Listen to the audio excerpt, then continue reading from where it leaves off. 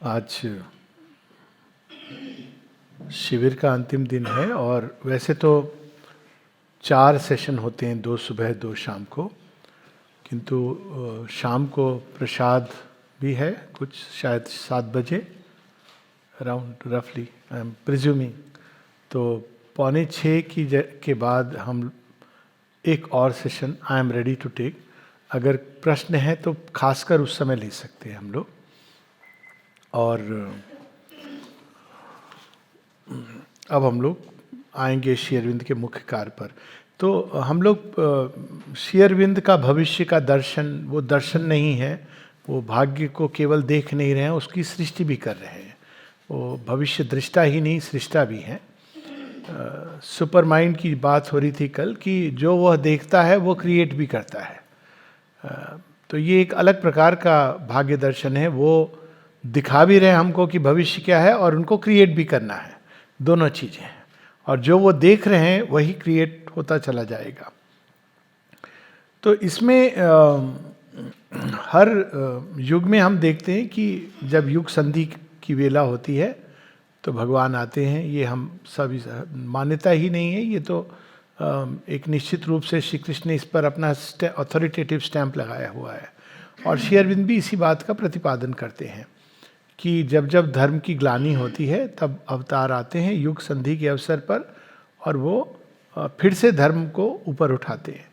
तो आमतौर पे जब हम इस महावाक्य को सुनते हैं, ये गीता के 3 सीक्रेट्स में से एक सीक्रेट है, यदा यदा ही धर्मस्य ग्लानि। बाकी 2 सीक्रेट है कि मनुष्य के अंदर भगवान है, उनको खोजा जा सकता है, और तीसरा जो सबसे बड़ा महावाक्य है, सर्वधर्मान परित्यज्य मामेकं शरणं व्रज। तो ये 3 में से एक सीक्रेट है जिसको हम अवतारवाद का सिद्धांत मानते हैं। अब इसमें एक ऐसा प्रतीत होता है कि अवतार आते हैं और वापस वहीं पर ले जाते हैं। धर्मस्य ग्लानि, धर्म टूट गया था, वापस धर्म को वहीं स्थापित कर देते हैं जहाँ से वो निकला था। लेकिन यदि हम अवतारों की श्रृंखला को देखें तो उसमें ऐसा स्पष्ट है कि वो केवल वहीं नहीं ले जाते हैं, वो उस पुरातन सत्य को एक नया रूप देते हैं और जो युग अनुरूप है, और साथ में पूरी सृष्टि को एक कदम आगे ले जाते हैं। ये चीज़ बड़ी स्पष्ट आती है। श्री राम के समय में बंदर है, भालू है, राक्षसी आसुरिक सभ्यता है। श्री कृष्ण के समय में बंदर भालू भी अंदर है और राक्षस असुर भी अंदर है।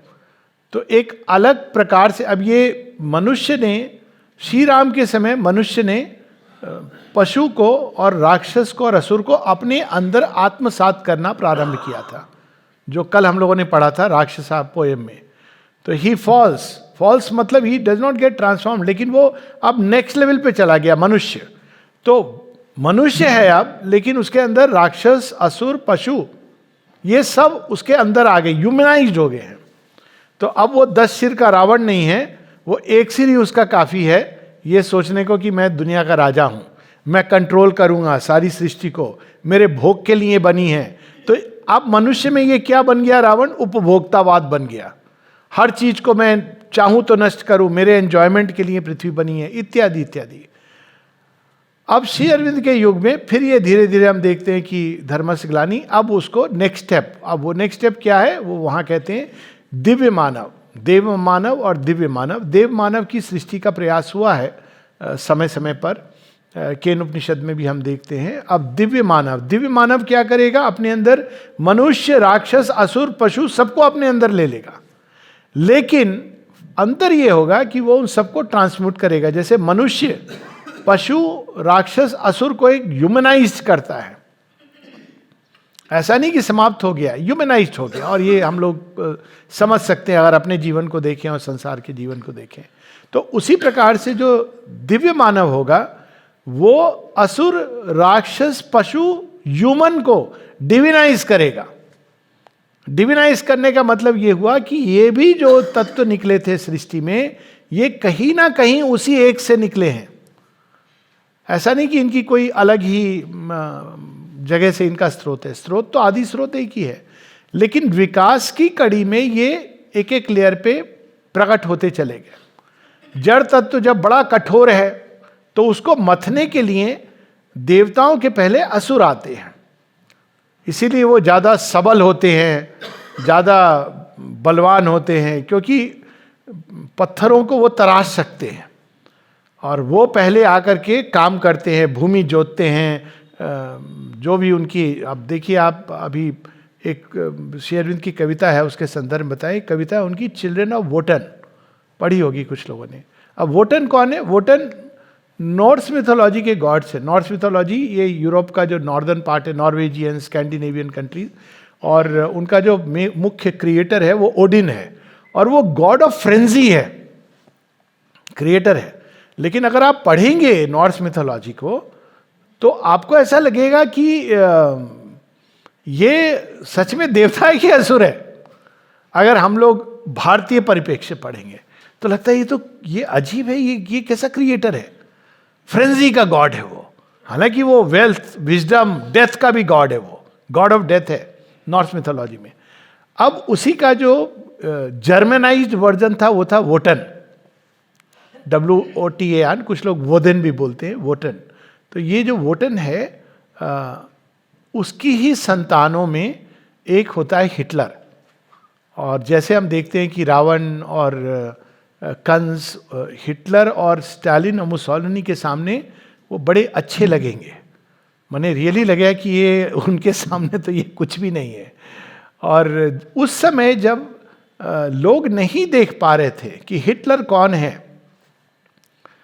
यहाँ तक कि सुभाष चंद्र बोस जी उनसे हाथ मिलाने नहीं गए थे, मिला चुके थे हिटलर को साथ लेके आने के लिए। और जब माँ को ये पता चला, माँ श्री अरविंद, दोनों बहुत नाराज हुए। माँ ने यहां तक कह दिया कि what a dangerous thing he is doing, कि ये क्या कर रहे हैं। वो ब्रिटिशर्स के विरोध में इतना अधिक ये देखिए होता है ना, उत्तेजित उन्माद आ गया है कि वो ये भूल गए कि यदि यह आ गया तो ये केवल भारत नहीं पूरे विश्व के लिए खतरा होगा। ब्रिटिशर्स बदमाश हैं, लेकिन उनको थोड़ा डिबेट डिस्कस किया जा सकता है, उनको प्रताड़ित किया, उनको रिवॉल्यूशन के द्वारा अल्टीमेटली ये भाग जाएंगे। श्री अरविंद ने ये पहले ही प्रेडिक्ट कर दिया था कि इनके लिए कुछ करने की जरूरत नहीं है। 1920 की बात है, ये स्वयं चले जाएंगे क्योंकि वर्ल्ड की कंडीशंस ऐसी बन जाएंगी। और फैक्ट है कि ये ब्रिटिशर्स क्यों गए, कोई गांधी जी के कारण नहीं गए। गांधी जी के कारण प्रोलॉन्ग हुआ उनका थोड़ा सा। वो इसलिए गए क्योंकि सेकेंड वर्ल्ड वॉर के बाद इनके पास खाने पीने के पैसे नहीं थे, तो जितना ये लूट सकते थे लूट करके, इनको पता था कि दे हैव टू गो। इसीलिए इन्होंने क्रिप्स प्रपोजल दिया था। क्रिप्स प्रपोजल का पर्पस ये था, भाई हम जा रहे हैं, अगर इसको साधारण भाषा में, देशी भाषा में समझाया जाए, हमें इज्जत से जाने दो। इज्जत से जाने देने का मतलब ये था, आप कॉमनवेल्थ की कंट्री बन जाओ, हमारी रानी रहेंगी आपकी। अब रानी रहेंगी आपकी, ऑस्ट्रेलिया की भी रानी वही है, लेकिन आप सबको हम पूरा स्वराज जो चाहो सब आपको दे देंगे, लेकिन कम से कम थोड़ी तो हमारी इज्जत कर रख लो कि रानी हैं वहाँ, उनको सैल्यूट कर। ये तो जब क्रिप्स प्रपोजल आया था, अनडिवाइडेड इंडिया का था वो। नेचुरली उस समय डिवीजन की कोई बात ही नहीं थी। और श्री अरविंद ने कहा था दे मस्ट एक्सेप्ट इट, ये ग्रेस आ गई है दरवाजे पर। रानी एक टिटुलर हेड है, उसको हटना मतलब एक बार आप कॉन्स्टिट्यूशन आपका बन गया, any time you can pass an act, जैसे आप ऑस्ट्रेलिया में करने वाले हैं। यूएस तो ऐसे ही बना, उसने तो डिक्लेयर कर दी इंडिपेंडेंस। तो आप कर सकते हो कि okay we don't want you, क्योंकि आपकी फौज चली गई, सब चली गई। लेकिन उस समय जो भारत के लीडर्स थे, गांधी जी ने ये शब्द कहे थे, वह क्या जानते हैं भविष्य के बारे में, उनको कहो अपना आध्यात्मिक ध्यान करते रहें, पॉलिटिक्स को छोड़ दें, हम जानते हैं। और हम जानते हैं का क्या परिणाम हुआ, बंटवारा जिसका अभी तक हम खामियाजा भुगत रहे हैं। तो वो इस तरह से वो देख रहे थे वो लोग, यहाँ तक कि उन्होंने कहा था हिटलर आ जाए तो आ जाने दो, कोई समस्या नहीं है। उस समय के रविन्द्रनाथ टैगोर, ये फैक्ट्स हैं हिस्ट्री के जो हमको पता होने चाहिए कि भविष्य दृष्टा क्या कौन होते हैं। टैगोर मुसोलिनी के इन्विटेशन पर जाते हैं वहाँ पर, और आपको ये जानकर बड़ा आश्चर्य होगा, श्री अरविंद ने 3 असुरों में से एक मुसोलिनी को कहा है, हिटलर, स्टालिन और मुसोलिनी। और मुसोलिनी का नाम आप देखेंगे कि जो इनका रोम में जो क्या है वो पोप की किंगडम, वेटिकन, वेटिकन में उसका नाम है as one of the main person जिसने इसको बनाने में सहायता की है, नहीं हटा सके उसका नाम। और ये मुसोलिनी टैगोर को इनवाइट करते हैं और टैगोर जी जाते हैं, बड़े इंप्रेस होते हैं, कहते हैं अरे वाह ये तो बहुत अच्छा शासक है, क्यों लोग सारा प्रोपेगेंडा उसके सामने। हिटलर भी यही करता था, प्रोपेगेंडा किंग था। तो जब वो वहाँ से स्विट्ज़रलैंड गए, तो स्विट्ज़रलैंड में रोमारोला उनको मिलते हैं। रोमारोला ने बड़ी सुंदर बातें कही हैं श्री अरविंद के बारे में, वो रियली ही वॉज एन इंडोफाइल। तो वो मिलते हैं और जब वो टैगोर कहते हैं तो बड़ा अच्छा आदमी है, मिल के आए और कह रहे बहुत अच्छा आदमी है, तो क्यों इसके खिलाफ प्रोपेगेंडा चल रहा है? तो रोमारोला कह रहे कृपया आप ऐसी बात बोल मत दीजिएगा, यही वो चाहता है कि आप यह कहे। और तब भी उनको विश्वास नहीं हुआ, चले आए। उन्होंने एक अच्छा सा लेख लिखा था उसके फेवर में शायद नहीं छपा। दोबारा उसने बुलाया, दोबारा जाने को वो उद्यत थे। तब उनके बेटे ने कहा आप ये मत करो, ये समस्या हो जाएगी। उस समय किसी को नहीं पता था कि ये क्या हो रहा है पर्दे के पीछे, हिटलर, स्टालिन, मुसोलिनी। लेकिन श्री अरविंद उस कमरे में बैठे हुए, जिन्होंने कभी नहीं मिले थे, he knew what is going on. ये होता है भविष्य दर्शन, चीजों के हृदय में जाकर के देख लेना। क्या देखा उन्होंने? इसमें 3 कविताएं हैं। एक है इन दी बैटल, दूसरी है चिल्ड्रन ऑफ वोटन। चिल्ड्रन ऑफ वोटन अगर आप पढ़ेंगे तो, हम लोग उसको आज नहीं पढ़ेंगे, उसमें आप देखेंगे वर्णन है बेसिकली चिल्ड्रन ऑफ वोटन, जो मैंने कहा हिटलर और उसके सारे जो ये स्टालिन, मुसोलिनी, कि वो क्या करना चाह रहे हैं, वो मनुष्य के हृदय की अग्नि को नष्ट करना चाह रहे हैं। यही है यज्ञ की अग्नि को नष्ट करना। और वो गॉड को स्ले करना चाह रहे हैं मनुष्य के हृदय में। कौन सा गॉड? जो काइंडनेस का, करुणा, प्रेम, उसको स्ले करना चाह रहे हैं। अब पूरे विश्व को एक मैकेनिकल मृत्यु तुल्य नियम के अंदर बांधना चाह रहे हैं। तो श्री अरविंद ने ये सब देखा है। और फिर उन्होंने हिटलर पे भी एक पोयम लिखी है, और वो भी उस समय तो भविष्य, अब तो सबको पता चल गया, जग जाहिर हो गया कि हिटलर कौन था। लेकिन उस समय जो प्रोपेगेंडा मशीन थी, उसमें किसी को ये कल्पना भी नहीं थी कि हिटलर कौन है। और भी एक पोयम है, एनीवेज उसको हम लोग 2 मिनट बाद पढ़ लेंगे। ये 1939 में लिखी है। ये वही समय है 38 जब श्री अरविंद के पाँव में फ्रैक्चर होता है। उन्होंने पहले ही देख लिया था कि अब ये असुर पूरी तरह पृथ्वी को अपने अधिकार में लेना चाह रहा है। क्यों? क्योंकि मनुष्यों को पता चलने के पहले असुर को पता चल गया था कि कोई आ गए हैं यहाँ पर जो दिव्य साम्राज्य स्थापित करना चाह रहे हैं, और सारी प्राण जगत की शक्तियां उतर गई थी उसको नष्ट करने के लिए। अब देखिए इसकी हम लोग, ये कहानी बाद में सिंडलर्स लिस्ट और बाद में आई। उस समय तो लोग नहीं जान रहे थे कि ये कौन है। ये असुरों का भी असुर है। ये पेज 47 पर है ये पुस्तक, Shri Aurobindo's life through his poems. कुछ कुछ पोर्शन हम लोग पढ़ेंगे। द ड्वार्फ नेपोलियन, क्योंकि लोग ये कह रहे थे नेपोलियन तो विभूति था, पूरे यूरोप को वो एक सूत्र में बांध रहा था। तो इनको लगा ये भी बहुत अच्छा कर रहा है। ये क्या कर रहा है? सबको एक सूत्र में बांध रहा है। कैसे बांध रहा है? एम्पायर क्रिएट करके। तो इंग्लैंड ने भी किया था एम्पायर क्रिएट, और भी फ्रांस ने भी किया था। तो ये भी एम्पायर क्रिएट कर रहा है। तो इसमें समस्या क्या है? वो तो अपने राष्ट्र का हित चाहता है और राष्ट्र के आधार पर वो एम्पायर क्रिएट कर रहा है। ये नहीं पता था उनको कि इसका एम्पायर कैसा क्रिएट कर रहा है। ये इसके एम्पायर में मोनोटोन है, कोई और प्रकार के जीवन की इसमें संभावना नहीं है, सिर्फ वह जो वह विश्वास करता है। और ये उसकी समस्या थी। बाकियों ने एम्पायर क्रिएट किया, इंपीरियलिज्म का समय था, उस समय प्रकृति इस तरह से विश्व को आपस में मिला रही थी। लेकिन इसने सब कुछ जो मेरे जैसा नहीं है उसको नष्ट कर दूंगा। ये हिटलर की एक पहचान होती है। अब शुरू की लाइन देखिए इसमें, behold by Maya's fantasy of will.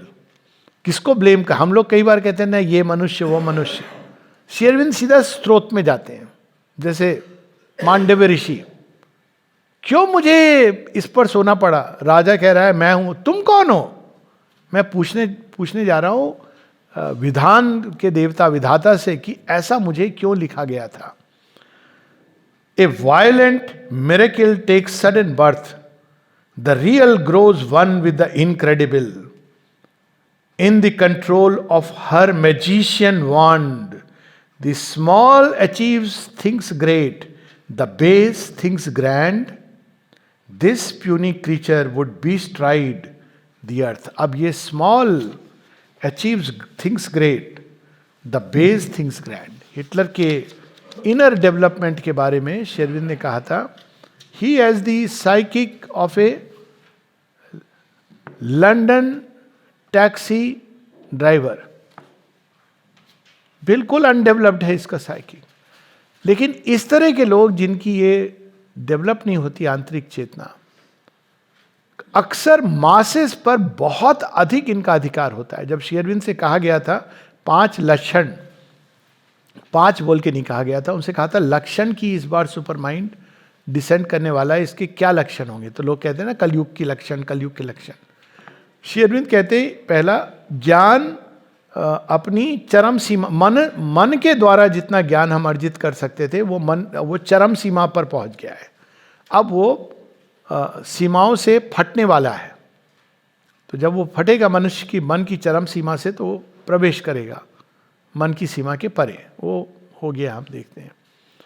फिर एक चीज कहते हैं वो बड़ी इंटरेस्टिंग, उसमें ये बताते हैं कि इस संसार में ऐसे लोग आएंगे और आ रहे हैं, आ चुके हैं, जो प्राणिक जीव होंगे, वाइटल बीइंग्स होंगे, लेकिन मासेस ऑफ मैनकाइंड को कंट्रोल करेंगे।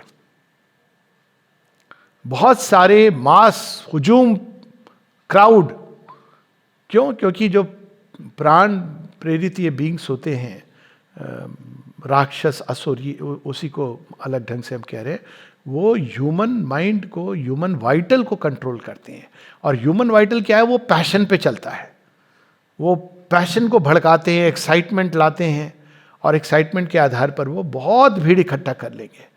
असुर कैसे करता है? वो मन को कंट्रोल में करके करता है। राक्षस पैशन के आधार पर करता है। आप देखिए, आपको बहुत सारे पॉलिटिशियंस भी ऐसे दिख जाएंगे जो प्राण को उकसा करके, और जो दूसरा असुर वो मन को भरमा करके वो इकट्ठा करता है। लेकिन प्राण के जो स्थित ये बीइंग्स होते हैं वो बहुत भीड़ इकट्ठी करते हैं। तीसरा, शेरविन कहते हैं कि ऐसे लोगों का उदय होगा जो ना केवल मास मैनकाइंड को कंट्रोल करेंगे, बल्कि उनको पूरी तरह यही अधिकार करेंगे। मतलब एक और है कि they will be exceptional individuals जो राइज करेंगे, और वो एक प्रकार से समझिए कि राजा बन जाएंगे। आगत युग में ये नहीं होगा। क्यों? क्योंकि ये युग है कलेक्टिव इवोल्यूशन का। कलेक्टिव इवोल्यूशन में किसी एक व्यक्ति, 2 व्यक्ति के आधार पर ये नहीं चलेगा।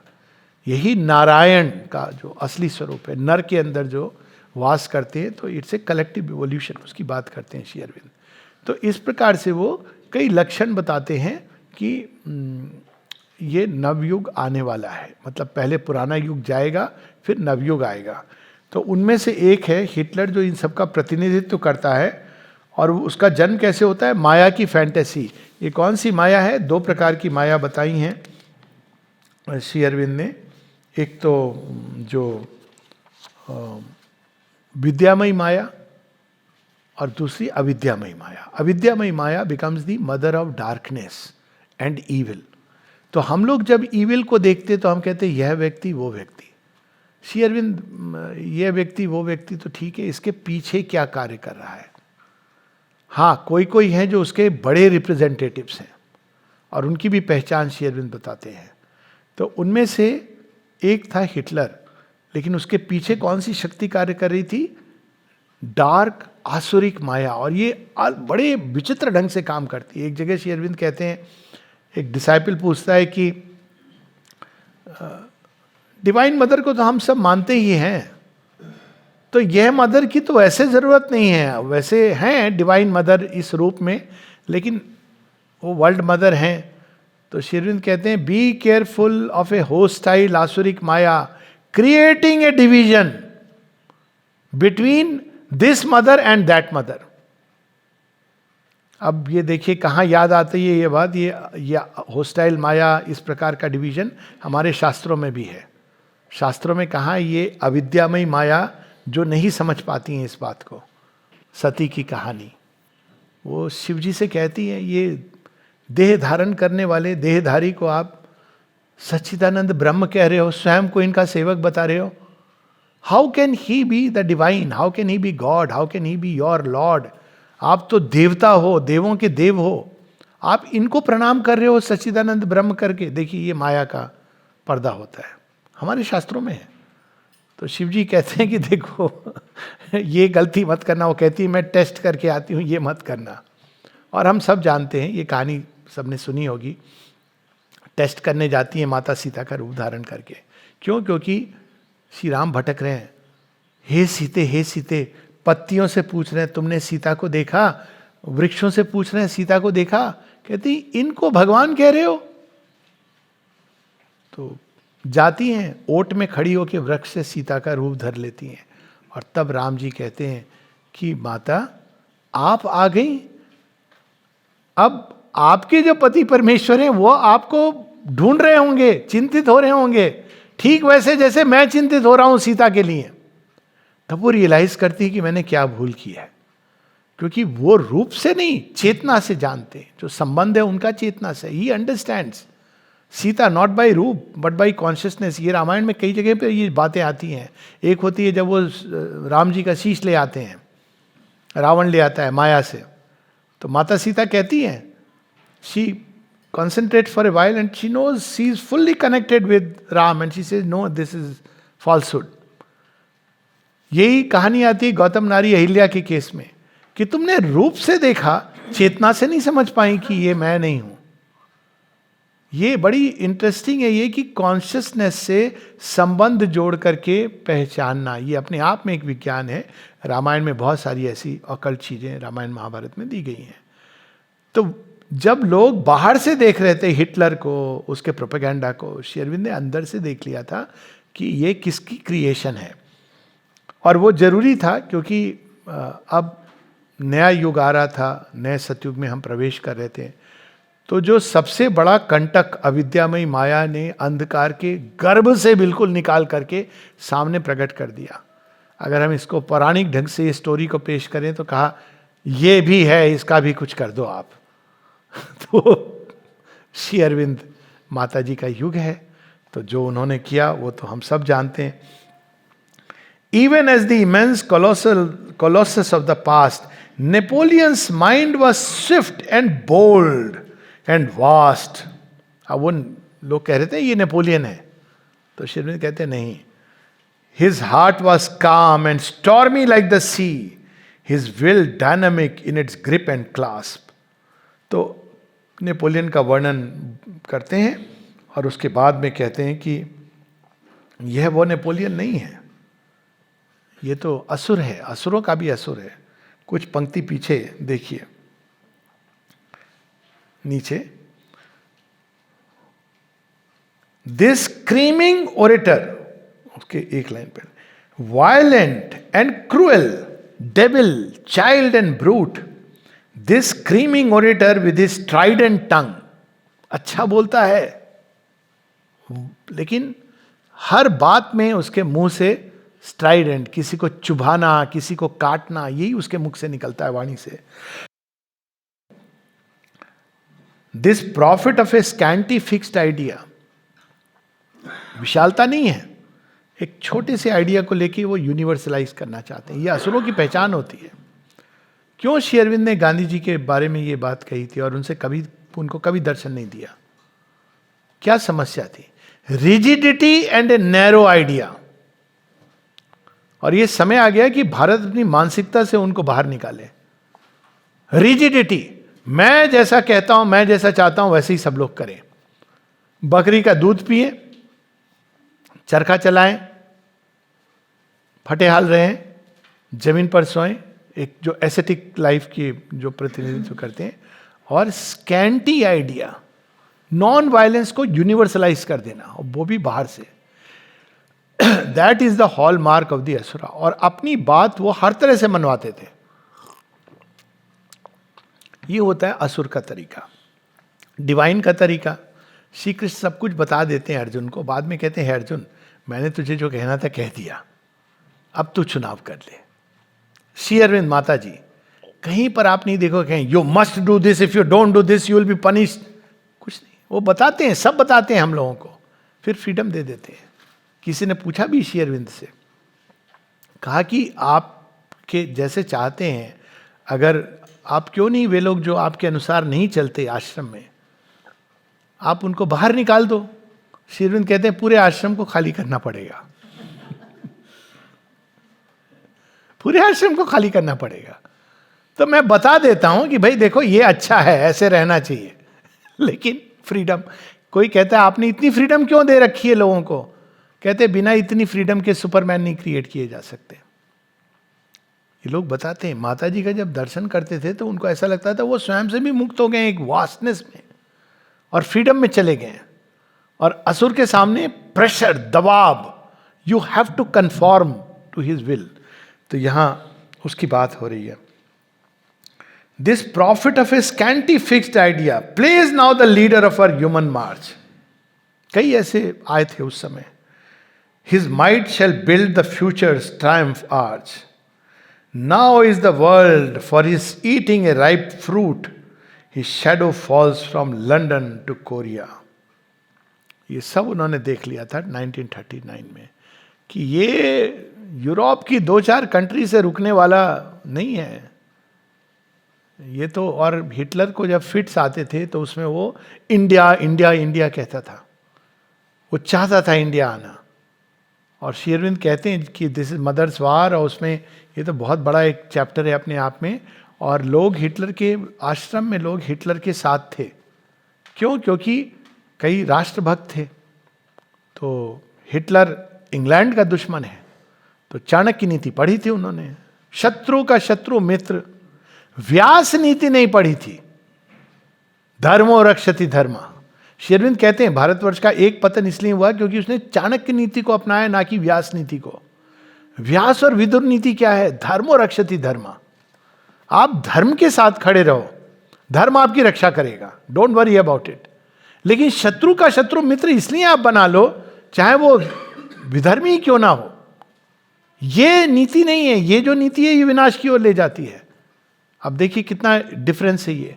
तो उस समय के लोग ये सोच रहे थे बड़ा अच्छा हुआ कि अब हिटलर खड़ा हो गया, देखना इंग्लैंड वालों को भगा देगा, हम फ्री हो जाएंगे। उनको पता नहीं था अगर फ्री हो गए, हिटलर आ जाएगा तो क्या होगा। और ये पूरा चैप्टर है। श्री अरविंद कहते हैं you don't know, English people जाने वाले हैं, अब इनका सूर्य अस्त होना प्रारंभ हो गया है, ये तो चले जाएंगे, वर्ल्ड कंडीशन इनको अलाउ नहीं करेगी।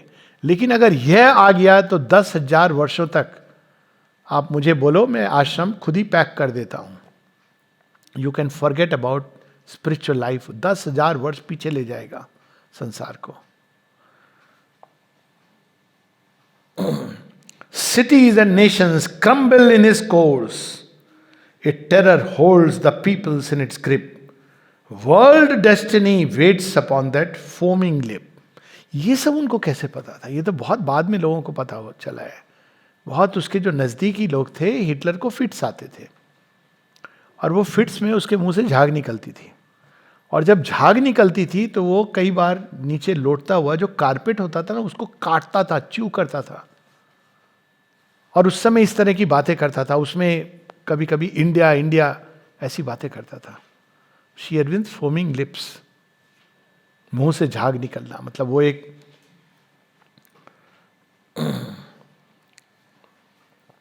ए विल टू ट्रैम्पल, हाँ, a titan power upholds this pygmy man, the crude dwarf instrument of a mighty force, hater of the free spirit's joy and light. ये उसको कदापि पसंद नहीं है। Free spirit joy and light, आप देखेंगे जहां जहां असुर का साम्राज्य हुआ है वहां म्यूजिक बैन हुआ, सौंदर्य बैन हुआ। माँ भारत के बारे में कहती है, it was the action of the असुर, कि यहाँ सौंदर्य को लोगों ने ये समझना शुरू कर दिया कि ये अनडिवाइन है। था ना एक मानसिकता, सादगी अलग बात है, लेकिन सौंदर्य से घृणा करना, हेट करना, झोपड़ी को आदर्श बना देना, जमीन में सोने को, कठोरता को समझना कि ये बहुत बड़ा। श्री कृष्ण ने तो ऐसा नहीं किया था, ना श्री राम ने। श्री राम थोड़ी कोई चटाई पर सोते थे अयोध्या में। हाँ, जब वो चटाई मिली तो चटाई पे भी सोते थे। ऐसा तो नहीं श्री कृष्ण ने कोई एक धोती पहन करके नंगे होके घूम रहे हो और कह रहे हो कि नहीं मैं तो बिस्तर पे नहीं सोऊंगा। ये भारत ने कृष्ण का परित्याग किया गांधी को अपना के, और उसका परिणाम हुआ है जब तक Shri Krishna has returned again in the form of Shri Aurobindo and is awakening. A will to trample humanity into clay and unify earth beneath one iron sway. तो ऐसी भी सभ्यताएं आई हैं, अभी भी हैं, जो ह्यूमैनिटी कुछ नहीं। भगवान ने कहा है मारो, हम मारेंगे, मनुष्य का कोई लेना देना नहीं। हमारे भगवान ने कहा है मार दो, सर तन से जुदा कर दो, वी विल डू इट। मतलब उसमें वह नहीं है। श्री कृष्ण का तो गीता में सब कुछ प्रयास करते हैं अंत तक की संधि हो जाए, शांति हो जाए। किस हद तक जाते हैं वो? अंत में वो न्याय की मांग है, इसलिए कहते हैं युद्ध करो। ऐसे नहीं कि चल उठा धनुष मार पीट कर दे। और यहां तो एक आइडियोलॉजी नहीं मानोगे, ये असुर की स्टैंप होती है। मां कहती है some of the gods of the religions are great asuras. ये असुर की पहचान है कि हम जैसा कह रहे हैं, यदि तुम वैसा नहीं करोगे तो तुम्हें जीने का अधिकार नहीं है। ये हिटलर का और कुछ नहीं था, यही नारा था। अब इस तरह से चलते रहता है और फिर अंत में श्री अरविंद कहते हैं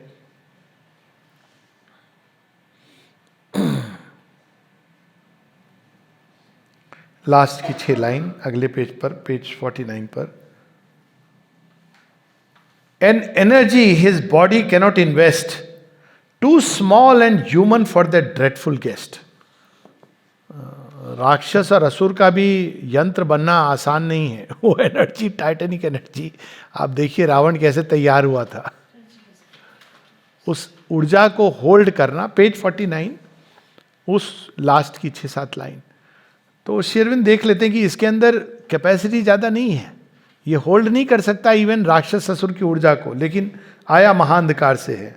ए tortured channel not a happy vessel, drives him to think and act and cry and wrestle. Tortured channel, आप देखेंगे कि ऐसी मानसिकताओं की आइडियोलॉजीज आई हैं। Revolution flows with the barrel of a gun, Mao Tse Tung. अब आप देखिए ये मार्क्सिस्ट आइडियोलॉजी, जिसका एक वो माओ आया और लाखों का उसने इस पर, ये आइडियोलॉजीज। कोई भी चीज अगर खुशनुमा है तो नहीं होनी चाहिए, मुस्कुरा नहीं सकते हो। स्वयं को ढक दो काले कपड़ों में। जस्ट इमेजिन किस तरह की ideology, they are asuric and demonic ideologies and one has to see. और बड़ा आश्चर्य होता है जब लोग कहते हैं everything is same, all is same. मतलब भारतवर्ष की मानसिकता को क्या हो गया है, कई बार ये आश्चर्य होता है। और दिख रहा है कि जो भी चीज हैप्पी है उसको नष्ट करना है। drives him to think and act and cry and wrestle. Thus driven, he must stride on, conquering all. भविष्य देखिए 39 में बता रहे हैं Shri Arvind. Threatening and clamoring, brutal, invincible, until he meets upon his storm-swept road a greater devil or thunderstroke of God. दो नहीं मिले उसको। Thunderstroke of God was, माँ जाती हैं और एक साधिका ने 3 दिन पहले ये देखा कि घोड़े पे जा रही हैं और उन्होंने तलवार से इसको स्ले किया।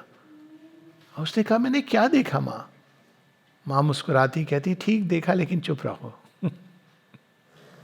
और ग्रेटर डेविल कौन मिला? हिटलर को तो गॉड के थंडरबोल्ट ने हटाया, ग्रेटर डेविल मिला स्टालिन। वो भी माँ ने हिटलर को प्रेरित किया, उसको एक गॉड दिखाई देता था। अब ये सभी होते हैं ना, हमने भगवान को देखा, विजन देखा, विजन देखा काफी नहीं है, उससे आपके हृदय में शुद्ध भाव आए, शुभ्र भाव उठे, प्रेम जगा, क्या क्या शांति जगी। यहाँ विजन देख के उसके, वो विजन में जो गॉड आते थे वो केवल यही कहते थे उधर जाओ उधर। इसलिए श्री अरविंद वोटन के का बच्चा उसको इससे लड़ो, उससे लड़ो, उसको अपने कब्जे में करो, उसको पजेस करो। और इस चक्कर में एक बार माँ वह रूप धर के जाती है और कहती है रूस से लड़ो, तो वो मुड़ जाता है रूस की तरफ। और जब वो माँ वापस जा रही हैं तो जो इसका जो असुर कंट्रोल करता था वो दिखाई देता है माँ को, और उसको समझ आता है कि अब कुछ गड़बड़ हो गई है। डिवाइन डिप्लोमेसी कहा था श्री अरविंद ने इसको। 15 अगस्त को वो सारी चीजें डिस्ट्रॉय करने का प्रण करता था, और वो फिर जाता है वापस, वो फॉल्सूट का असुर, और हिटलर को कहता है नहीं नहीं रशिया की तरफ मत जाना। और हिटलर क्या समझता है कि यह मुझे बुद्धू बना रहा है, जो ओरिजिनल उसने मुझे रशिया की ओर जाने को प्रेरित किया है वो सही है। ही अटैक्स रशिया, वहां खत्म हो जाता है। We know that story. So अब इसके और मूल में क्या है? ये तो एक हिटलर की बात हुई, स्टालिन की, मुसोलिनी की। बहुत छोटा, इसीलिए शेरविन ने कहा साइकिक बीइंग तो रेयर है, डेवलपमेंट के बाद होता है, लेकिन भ्रूण अवस्था में था psychic, completely covered with darkness. चैत्य अंश होता है सब में। हालांकि शेरविन ने बड़े जोकिंगली कहा, sir is the psychic present in all? Sherwin कहते हैं yes, but mostly it is covered with too much darkness and even I have to take it by faith कि है उसके अंदर। वो समझिए कि पालने में बुरी तरह उसको अज्ञान की चाशनी में सोया हुआ हो तो उसका कोई रोल नहीं होता है। वो आसन्न मृत्यु, यानी साइकिक की 3 अवस्थाएं हैं। एक जिसमें वो पूरी तरह डार्कनेस के कब्जे में है, वुम्ब में बच्चा है, पर आप उसको बच्चा कहें या भ्रूण कहें यह आपके ऊपर है।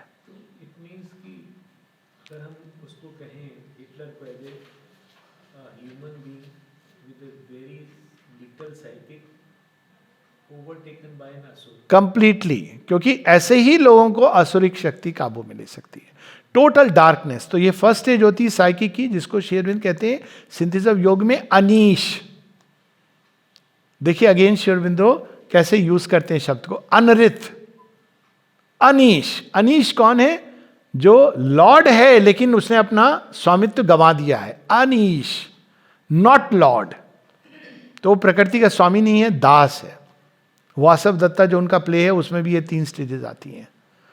दूसरे में जब वो विटनेस बनता है, साक्षी बनता है, फिर वो अनुमंता बनता है, फिर वो ईश बनता है। तो ये पूरी तरह अनीश अवस्था में, प्रकृति जहां नचा रही है वो नाच रहा है। तो प्रकृति एकदम, प्रकृति तो रेंज है ना, एकदम अज्ञान इनकॉन्शियंट से निकलती है वो पूरी अज्ञान की माया, अंधकार की माया, और जाती है परा प्रकृति तक।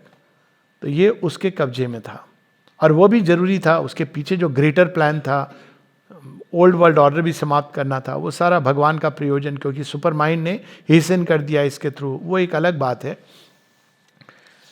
तो उसके मूल में कौन है? ये 4 असुर हैं। कि माँ से किसी ने कहा कि हिटलर अब चला गया, हिटलर मर गया, तो अब तो सब ठीक हो गया। कहती किसने कहा तुमको? वो तो एक इंस्ट्रूमेंट था, उसका जाना जरूरी था, बिकॉज वो रिप्रेजेंटेटिव बन गया था। पृथ्वी पर इंस्ट्रूमेंट की बहुत बड़ा महत्व होता है, लेकिन ओरिजिनल फोर्स को अगर आप नहीं टैकल करते हो तो निदान नहीं है। आपने एक बीमार आया, बहुत बड़ी बीमारी से था, बड़ा काबिल डॉक्टर था, बीमारी ठीक कर दी, लेकिन वो बीमारी उस व्यक्ति में ठीक करी, वो तो फिर आ सकती है, उसमें आ सकती है, दूसरों में आ सकती है। फोर्स ऑफ इलनेस को आपने टैकल नहीं किया, तो फोर्स ऑफ इलनेस को कैसे टैकल करना है? वो वैक्सीनेशन से भी नहीं जाती, वो रूप बदल लेती है। रक्त बीज है ना, देखा ना कितने वेरिएंट आ जाते हैं। तो unless you destroy the force, यही माता जी की स्पेनिश फ्लू के साथ जो पूरी कहानी है। पर यहां हम लोग श्री अरविंद ने देखा कि ये धरती में ईविल, अंधकार, ये सब क्यों है? क्योंकि इसके रूट्स में ये चार असुर, ओरिजिनल असुर बैठे हैं। कौन है ये चार ओरिजिनल असुर? सत, चित, तपस, आनंद। इसी को आप अब रिवर्स कर दीजिए। सत, ट्रू एग्जिस्टेंस बिकम्स फॉल्सहुड, जो नहीं है लेकिन लगता है। अंधकार नहीं है, क्यों नहीं है? प्रकाश ने अपने को गुप्त कर रखा है, इसकी कोई ओरिजिनल ट्रूथ नहीं है अंधकार का, लेकिन चूंकि प्रकाश विलुप्त है इसलिए वो रियल लगता है। मृत्यु नहीं है लेकिन सबसे रियल लगती है। मृत्यु क्यों रियल नहीं है? क्योंकि जीवन निरंतर बहता है, एक फॉर्म से फिर गुजरता हुआ अन्य अन्य अवस्थाओं से वापस दूसरे फॉर्म में। देखा जाए तो लाइफ का ऑपोजिट नहीं है मृत्यु, लेकिन वो एक स्टेप है, स्टेज है जो बड़ी रियल लगती है। There is no reality of death अगर आप इंडियन मानसिकता से देखो। अभी कल किसी ने मुझे एक वीडियो भेजा था, गुरुजी, कोई बड़े उनके गुरुजी बड़ी Shivratri celebrate, death is a reality, death तो सबको आनी है। Death is not real. हम लोग ये कहते हैं राम नाम सत्य है, हम कब से कहने लगे कि मृत्यु नाम सत्य है? इसका अर्थ ये शरीर टूटता है, इट इज ट्रू, बट मृत्यु किसकी होती है? देही जो है वो तो चलता जाता है निरंतरता के भाव में। तो यहां पर death again unreal which becomes real. दूसरा क्या है? चित्त, कॉन्शियसनेस, सुप्रीम कॉन्शियसनेस जो हर चीज को जानती है। यहां अनकॉन्शियसनेस, हम स्वयं को भी नहीं जानते, जड़ को भी नहीं जानते, देह को नहीं जानते, आत्मा को नहीं जानते। देखिए इसका कितना प्रभाव है। तो truth becomes falsehood, consciousness becomes unconsciousness. Force, Shiv ji उठ खड़े हो तो थर थर कांपने लगे सारे, और हम क्या? अरे हम बड़े कमजोर हैं, आप ही हमारे माई बाप हो, हम तो बेकार हैं, लाचार हैं। ये वीकनेस का भाव किसने पकड़ा था? इस भाव ने किसको पकड़ा था? अर्जुन को। दौर्बल्यम, ये वो जो अनकॉन्शियसनेस का असुर है ना, वो दुर्बलता लाता है।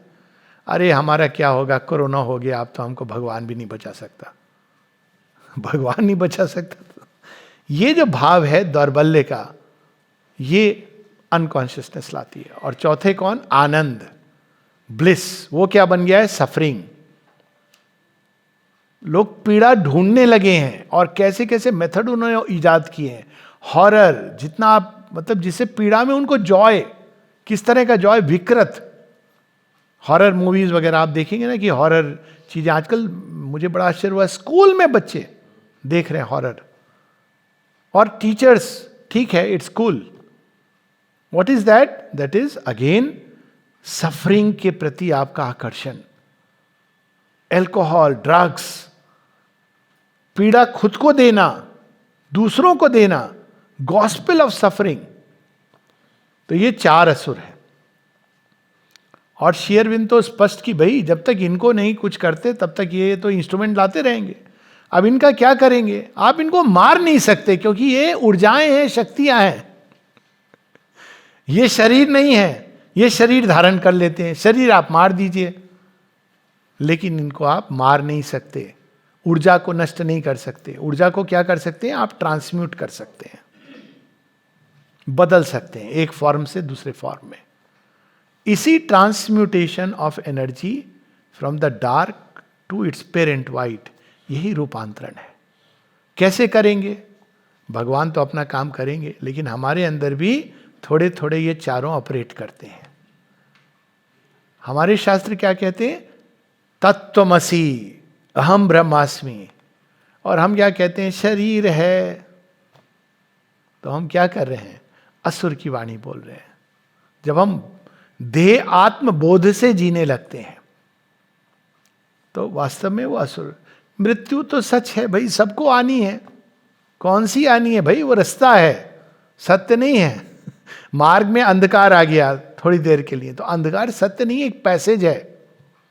लेकिन माँ से किसी ने कहा लेकिन इसको इतनी पावर किसने दे दी है? माँ कहती तुम्हारे विश्वास ने इसको इतना मोटा बना दिया है। सावित्री में ये पंक्तियां भी आती हैं, man has lent to this terrible shape. वरना वो एक पैसेज है जिससे जाना होता है हमको। अभी मैटर तैयार नहीं है, वो सब पूरी एक बात की बात, we can talk about it next session.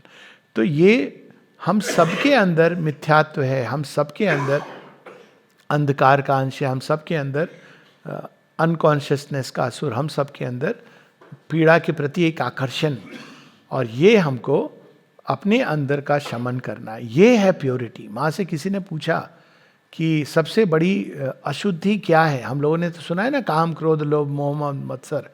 माँ मूल में जाके कहती हैं भय, fear is the greatest impurity. तो ये क्यों हटानी पड़ती है? क्योंकि ये असुरों के प्रभाव से आई है। आप कमजोर हो तो क्या करोगे? शक्ति की चाह है तो आप सारे पॉलिटिशियन से बना के रखोगे, माफिया डॉन से बना के रखोगे, क्योंकि आपको ये भाव है कि आप कमजोर हो, आप उन लोगों का सहारा लोगे। और इसीलिए भगवान ऐसे नहीं कि जितने भी इन लोग हैं इनको नष्ट कर दो। माँ कहती है अगर मैं फॉल्सूट को, किसी ने पूछा था आप नष्ट क्यों नहीं कर देती, कहती तुम सब खत्म हो जाओगे, तुम सब मिथ्यात्व से अपने जीवन को जी रहे हो। इसीलिए वो मौका दे रही है उसको बदलने का। कैसे? उनके जो डिसाइपल्स हैं उनके अंदर जैसे जैसे ये रूपांतरित होगी वैसे वैसे ये संसार में फैलेगी। ये उनका प्लान है कि जो उनके डिसाइपल्स हम सब के अंदर इनकॉन्शियंट का हिस्सा है। वो अलग बात है, हम उस पर पर्दा ढक के कहते हैं हम तो बहुत अच्छे हैं, पड़ोसी खराब है। कहने से नहीं होता है, भगवान सब जानते हैं। जब हम उसको देखते हैं अपने हिस्से का अंधकार और उसको ऑफर करते हैं, माँ को सिंसियरली प्रार्थना करते हैं कि माँ इसका शमन करो, तो हम उतना अधिक संसार में प्रकाश लाने में सहायक होते हैं। तो ये है द 4 ग्रेट असुरास। और ये छोटी सी पोयम, फिर हम लोग रुकेंगे, just 10 minutes, will read quickly. इसका नाम है द आयरन डिक्टेटर्स, पेज 49। और ये हम सबके सामने से भगवान की उपस्थिति को ढक लेते हैं। पेज 49। और इनका होल्ड किस पर है? जड़ तत्व के ऊपर। ये जड़ तत्व उनका किला है, दुर्ग है।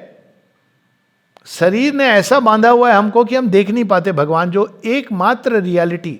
हमारी श्रुति क्या कहती है? और कुछ है सिवाय भगवान के? नहीं। लेकिन आप पूछो कोई देख नहीं पाते। ये इन्होंने ऐसा पार्श में लपेटा हुआ है। और क्यों लपेटा है? क्योंकि प्रारंभ में इनकी आवश्यकता थी। इसी को कहते हैं debt to Rudra has to be paid before man is ready for the law of Vishnu. क्योंकि प्रारंभ में जब सृष्टि बहुत, प्रकृति बहुत अंधकार में थी, तो यही लोग आकर के हिरण्याक्ष हिरण्यकश्यप उठा रहे थे, डुबो रहे थे, यही सब कर रहे थे वो। I looked for thee alone but met my glance. कहा वो अंधकार में घुस के ढूंढ रहे हैं भगवान को। The iron dreadful four who rule our breath, हमारी सांसों पर को भी उन्होंने कब्जे में किया हुआ है। Masters of falsehood, kings of ignorance, high sovereign lords of suffering and death. Whence came these formidable autarchies. Independent काम करते हैं, किसी की नहीं सुनते। भगवान की तो छोड़ो, आपस में भी लड़ते हैं। आपस में भी इनके सेक्ट बनते हैं और एक दूसरे को मारते हैं, क्योंकि दैट्स हाउ दे आर। लड़ना उनकी, कहते हैं ना, बिना कारण के, ये उनके रक्त में है। From what inconscient blind infinity, cold propagandist of a million lies. असुर के पहचानों में से एक है प्रोपेगेंडा। प्रोपेगेंडा मशीन बहुत अच्छी होती है असुर की। दूसरी चीज जो उसकी होती है, रेजिमेंटेशन। हर किसी को एक प्रकार से जीवन जीना है, वो वेरिएशन नहीं पसंद करता है, ब्लॉट आउट कर देगा वेरिएशन। तो दूसरी चीज होती है उसकी रेजिमेंटेशन। तीसरा मैकेनिकल थिंग, सब कुछ मैकेनाइज्ड हो जाएगा, हृदय का स्थान नहीं रहेगा। आप देखिए पश्चिमी सभ्यताओं में इस तरह की चीज हुई, अब वो कोलैप्स कर रहे हैं। हृदय के स्थान से मेरा मतलब है, थोड़ा इसको ह्यूमरसली बोल रहा हूं मैं। आप वेस्टर्न कंट्रीज हम सब गए हैं, तो वहाँ पे आपका मान लीजिए गाड़ी आपकी रेड लाइन क्रॉस हो गई, अब भूल से हो गई, कुछ भी अचानक हो गई, भूल हो जाती ना मनुष्य से, आपके घर पे $400 का फाइन चला गया। आप उसको समझाते रहिए, भैया जल्दी थी, हमको पहुंचना था, नथिंग वर्क्स। भारत में पुलिस वाला आएगा, भैया देखो घर में ना प्रॉब्लम चल रही है, जल्दी जाना है लाने। वो क्या कहेगा? वो कहेगा हमारे घर में भी प्रॉब्लम है। आप उसको अब ये देखेंगे अगर आप एक मेंटल पॉइंट ऑफ व्यू से तो गलत है, और गलत है, ये नहीं होना चाहिए। बट ये इंडियन सोशलिज्म है। गरीब आदमी है, आप भी उस पर, वो भी आप पर चले जाते हो। ये तरीका होना नहीं चाहिए, आई एग्री। पर एक उदाहरण है कि उसमें क्या चीज थी जो ऑपरेट कर रही थी, हृदय। हमें भी समझ आया कि वो बेचारा खड़ा है, पूरे दिन से धूप में खड़ा है, ट्रैफिक डाइवर्ट करता है। मैं तो कई बार उनको सैल्यूट करता हूँ, बोलता हूँ उनको कि आई टेल यू, आप लोग कभी कभी वो बेचारे खड़े होके ना, ये परेशान, ये पुलिस वाले, और चिड़चिड़े हो जाते हैं। तो कभी कभी मैं रुकता हूँ, कविता भी बोलती है, रुक करके उनको बोलता हूँ थैंक यू सो मच। वो समझ जाता है क्यों सर? कहते नहीं, आप बहुत अद्भुत काम कर रहे हो, मजाक नहीं है, ये बोल करके। अब यहाँ क्या है, आपके हृदय के एक भाव है। जब सब चीजें मैकेनाइज्ड हो जाती हैं, मैकेनाइज्ड वर्ल्ड में हृदय के भावों का कोई स्थान नहीं है।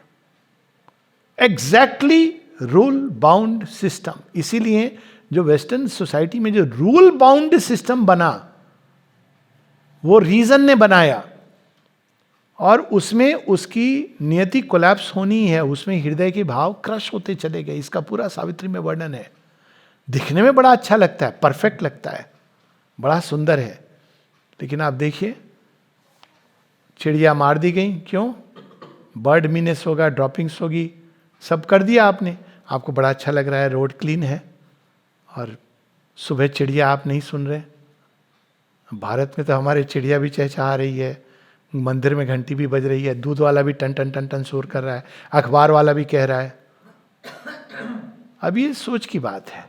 एक है जहां भाव से सब जुड़े हैं, दूसरा है जहां मैकेनाइज्ड है, और बड़ा विचित्र है वो। देखा जाए तो इसलिए हृदय के भाव सूखने लगते हैं।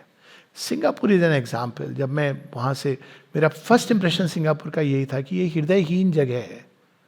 बाद में पता चला क्या क्या होता है वहाँ पे। बड़ा मैकेनाइज्ड कंट्रोल है।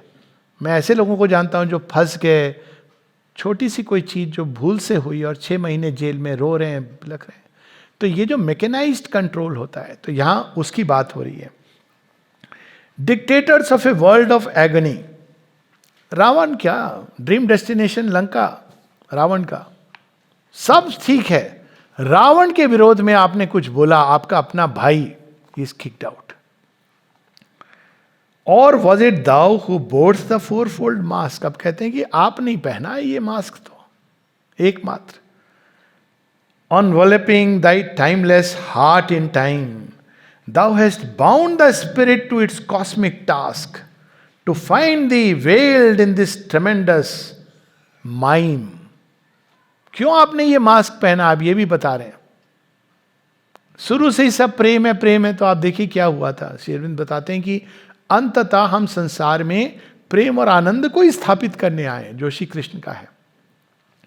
लेकिन हमने देखा है कि बिना सत्य के आधार के वो बहुत शीघ्र ही all love becomes all lust. बताने की जरूरत नहीं है कि कहां कहां ये हुआ है। सब प्रेम करो प्रेम करो प्रेम करो, अब प्रेम करते करते कहां चले गए? प्रेम समझे ही नहीं। प्रेम का क्या बन गया? लस्ट बन गया, कामना, वासना। तो इसलिए मास्क क्यों? ताकि मनुष्य दृढ़ हो सके, स्ट्रांग हो सके। और जब वो स्ट्रांग हो जाएगा तो ये मास्क हट जाएगा, और प्रेम आनंद के लिए पृथ्वी बनी है। ये लोग प्रश्न करते हैं कि जब आनंद के लिए बनी है, आनंदम ब्रह्मेति, तो ये क्या है? ये आनंद की तैयारी है, in one word. Super mind क्या है? आनंद की तैयारी है। बिना सुपर माइंड के, सत्य चेतना के यदि आनंद आया, तो थोड़े से आनंद से तो हम लोग डांस करने लगते हैं, उछलने लगते हैं। शिवरात्रि मना रहे हैं, ड्रम बीट से हा हा हो रहा है। थोड़ा कृष्ण भजन में जंप कर रहे हो आप, तो आनंद अगर सच में आ गया, आनंद को संभालने की जो स्थिति होती है वो केवल एक की हम पूरे भागवत में देखते हैं, वो है राधा। शांत बैठी हैं, चुप बैठी हैं। उद्धव कहते हैं तुमको दुख नहीं हो रहा? किसका दुख? कृष्ण चले गए। कृष्ण कहाँ गए? यहीं पर है। ये स्थिति होती है। She not jumping, dancing, excited, अच्छा कृष्ण से मिलके आए हो, दिखाओ मुझे ये दो। बहुत स्ट्रेंथ चाहिए अंदर में, बहुत प्योरिटी चाहिए। तो ये सत्य चेतना भी सुपरमाइंड तैयार कर रहा है हमको for that ultimate rain of bliss and love. Thou, only thou can raise the invincible siege। इस महाअंधकार को, इस अचित को आप ही हटा सकते हो। ये मुखौटा आपने ही ओढ़ा है और आप ही इसको हटा सकते हो। ओ लाइट, ओ डेथलेस जॉय, ओ रैप्चरस पीस। वहां भी उसको इन्वोक कर रहे हैं। हे प्रकाश, हे अमर्त्य आनंद, हे आह्लादित करने वाली शांति। और वो उस शांति को, उस शक्ति को, उस आनंद को, उस सत्य को श्री अरविंद अपने अंदर धारण करते हैं और स्वयं ईश्वर के प्रतिनिधि बनकर अंधकार को, अचित को, मास को हटाते हैं। हम लोग यहाँ रुकेंगे और कंटिन्यू करेंगे आफ्टर।